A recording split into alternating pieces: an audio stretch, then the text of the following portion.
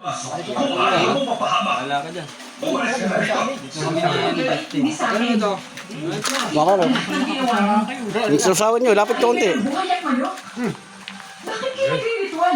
Para saan? si Tutoy. Yan lang bang kaya niyong gawin? Kung kaya talagang pumapatay ng mga bata. Marjo, nag-CR. Hindi kami pumapatay ng mga bata. Paano kung paniniwalaan yan? Tara Kung niyo. lahat ng ebidensya, lahat ng sinasabi ng mga tao dito, Pagkawan. patungo sa inyo. Kanina ko pa talaga nararamdaman na may sumusunod sa akin.